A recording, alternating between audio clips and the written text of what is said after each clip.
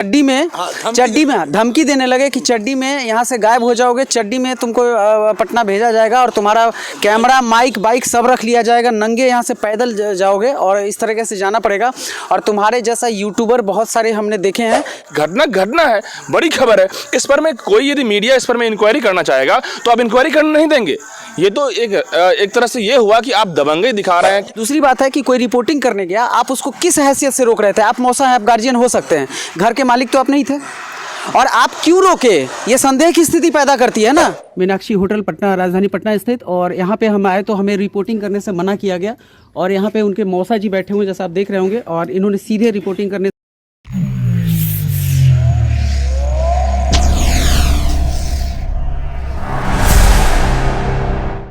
Reporting life में पहली बार एक घटना घटी।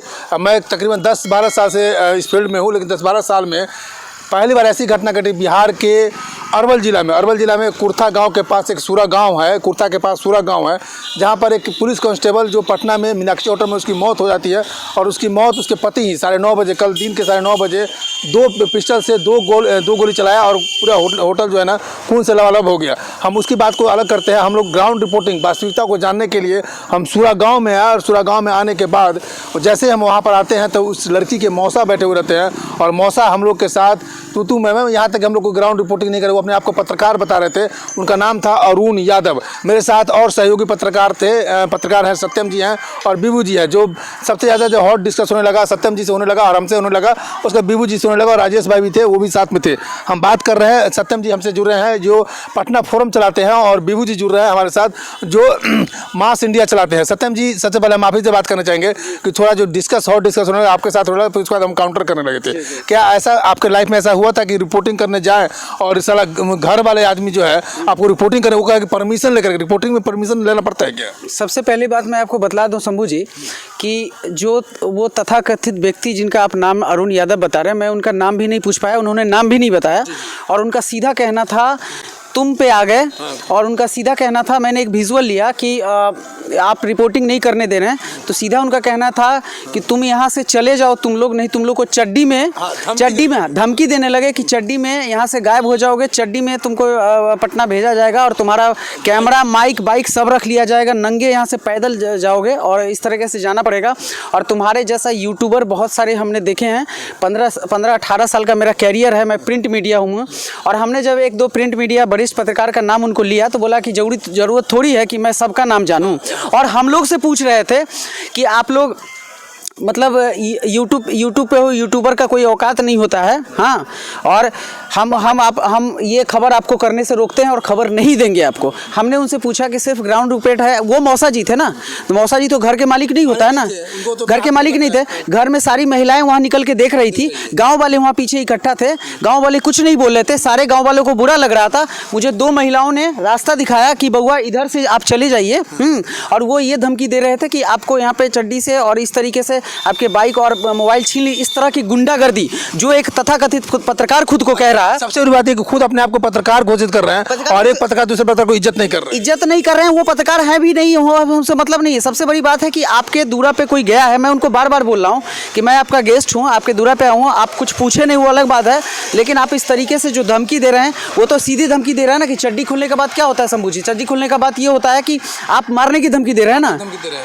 चड्डी जब मारते मारते कपड़ा फाड़ दीजिएगा तभी ना चड्डी खुलेगा। प्यार से तो कोई किसी का कपड़ा खोलता नहीं है, यहाँ पे गौरतलब बात है। दूसरी बात है कि कोई रिपोर्टिंग करने गया, आप उसको किस हैसियत से रोक रहे थे? आप मौसा हैं, आप गार्जियन हो सकते हैं, घर के मालिक तो आप नहीं थे, और आप क्यों रोके? ये संदेह की स्थिति पैदा करती है ना। आप रोक क्यों रहे हैं? आपको रोक क्यों रहे हैं? मृतका जिनका हत्या हुआ है तो आप उनके मौसा है, आप दरवाजे पे ही बैठे हुए हैं, और आप लगातार ये बोल रहे हैं कि मैं किसी को रिपोर्टिंग करने नहीं दूंगा। किस हैसियत से आप बोल रहे हैं कि रिपोर्टिंग करने नहीं देंगे? आप मौसा हैं, रिपोर्ट क्यों नहीं करने दीजिएगा? क्या इस खबर के पीछे की? फिर आप आते हैं, बीबू जी भी वहाँ पर थे, बीबू जी से भी डिस्कस हो रहा था, और डिस्कस हो रहा था। और ये बताइए बीबू जी, आपके इस कैरियर में इस तरह का ऐसा हुआ कि रिपोर्टिंग करने गए और बिना रिपोर्टिंग करके वापस आ गए होंगे? देखिए, क्राइम रिपोर्ट जहाँ भी होती है वहाँ पे हम लोग डिजिटल प्लेटफॉर्म पे काम कर रहे हैं, फेसबुक, यूट्यूब, या आजकल डिजिटल प्लेटफॉर्म काफ़ी उभर रहा है। मैं मानता हूँ कि कुछ लोग इसमें गंदगी फैलाते हैं, कुछ लोग बहुत अच्छा काम कर रहे हैं, तो आप इस चीज़ों को जस्टिफाई ना करके सीधे मतलब किसी को कहेंगे कि हम किसी को रिपोर्टिंग ना करने देंगे।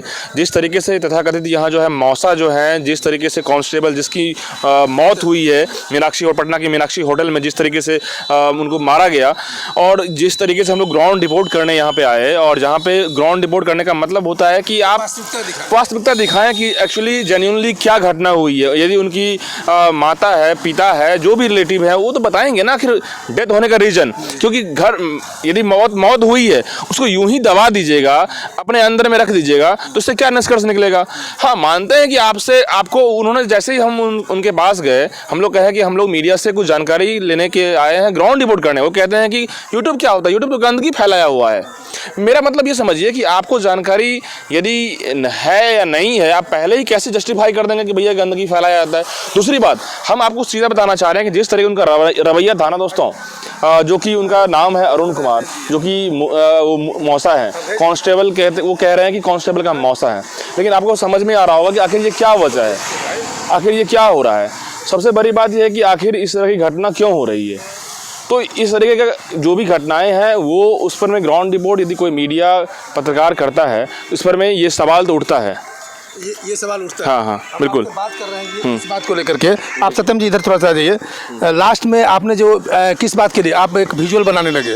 देखिए, एक्चुअली ये विजुअल ये दिखाना चाह रहे थे कि लोग ये नहीं कहे कि हम यहाँ पर नहीं आए थे, उस बात को ऑथेंटिक, इनके बॉस हैं जो भी हो, वो ऑथेंटिसिटी दिखाना चाहते थे कि हम यहाँ पर मात्र ये दिखा दिए कि हम यहाँ पर आए और हमको रिपोर्टिंग करने नहीं दिया गया। कोई बहुत बड़ी बात नहीं थी, इसी बात के लिए तय होने लगा। नहीं, मैंने विजुअल बनाया उनकी परमिशन से बनाया, क्योंकि वो लास्ट टाइम आपने शायद गौर नहीं किया, वो बोले कि तब आपको जो करना है कीजिए, ठीक है। और जब मैंने ये बोला उस विजुअल में, मैं बोल रहा हूँ, उसमें मेरी साउंड है कि यहाँ पे मतलब जिस बीते रात हत्या कर दी, मैंने गलती से बीते रात हत्या बोल दी, जबकि सुबह में हत्या हुई थी, क्या समझी। तो चूंकि वो इतना मतलब एग्रेसिवली हमारे साथ बिहेवियर कर रहे थे कि आपके बाइक को ले लिया जाएगा वगैरह वगैरह, आपको इस तरीके से भेजा जाएगा। तो ये चीज़ जब हम पहली बार फेस कर रहे हैं, इंटेंशन तो अपराधी हो गया, अपराधी वाला था, और पूरा उनका जो एक वे ऑफ कम्युनिकेशन था, जिस तरीके से वो बात कर रहे थे और उनकी जो एग्रेशन थी, वो जिस गुस्से में थे, उससे देख के लगता है कि एक पत्रकार जो खुद को कह रहा है कि 15-16 साल से मैं पत्रकारिता में हूँ, वो एक दूसरे पत्रकार, आइदर वो पोर्टल में काम करने वाला हो, यूट्यूब पे काम करने वाला हो, सोशल मीडिया पे काम करने वाला, उस तरीके से धमकी देना, मतलब वो किसी एंगल से पत्रकार नहीं, मुझे गुंडा लग रहे थे। और मुझे लगता है कि आज के टाइम में वो दूसरे पे उंगली उठा रहे थे, उनको 4 उंगली उनकी तरफ खुद थी कि वो खुद ही इस तरीके से साबित कर दिए कि वो गुंडागर्दी पूरी तरीके से कर रहे थे। मैं इस बात का पूरा खंडन करता हूं कि इस तरीके के लोग ही पत्रकारिता के क्षेत्र को गंद मचा के रखे हुए हैं, धमकी देते हैं खुलेआम में, खुले तौर पे।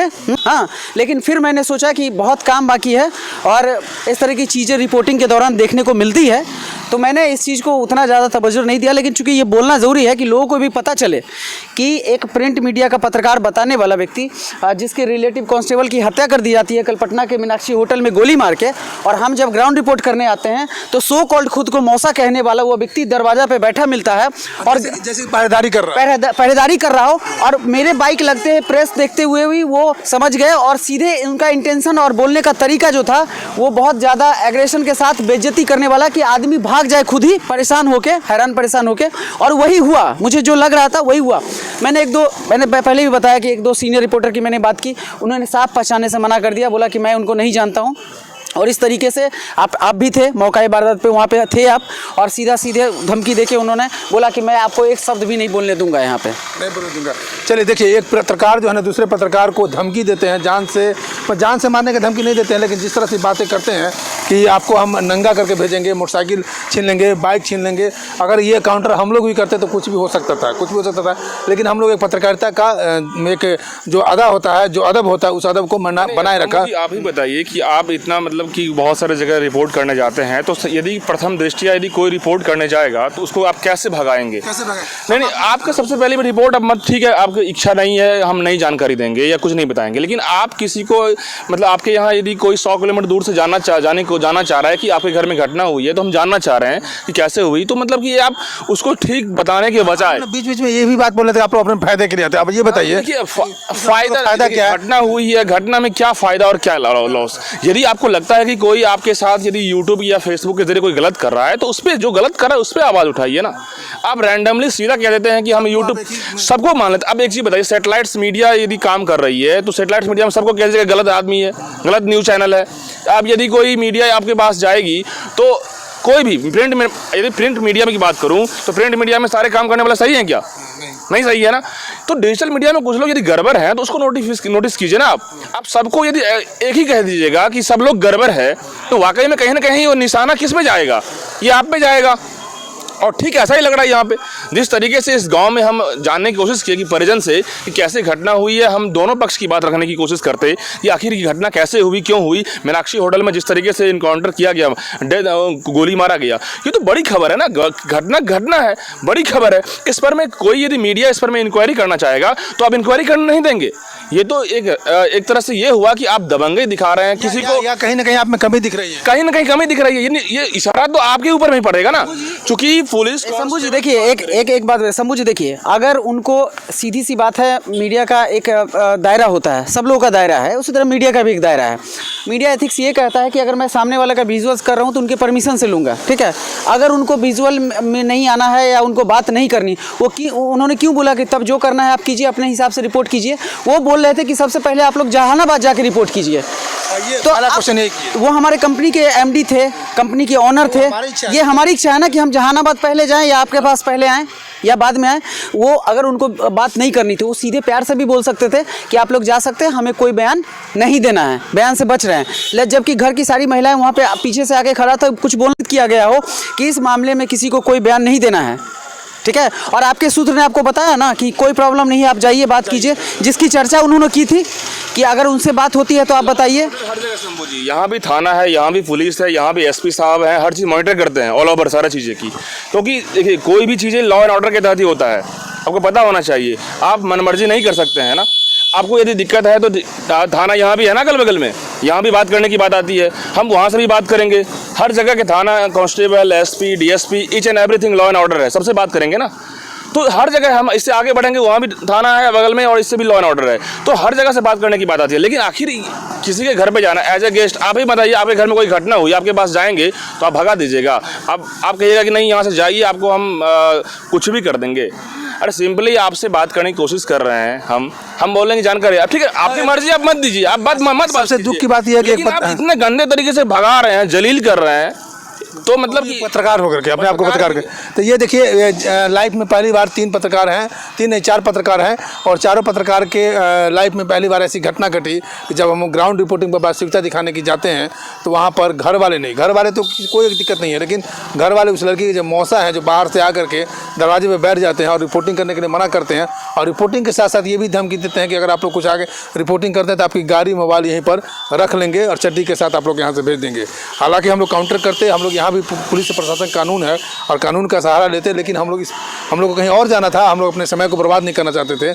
लेकिन एक पत्रकार अगर वो या तो पत्रकार नहीं थे, अगर पत्रकार थे तो अगर इस तरह के व्यवहार करते हैं तो पत्रकारिता पर एक सवाल उठता है। मैं शंभू कुमार, कैमरा जर्नलिस्ट राजेश के साथ, अरवल।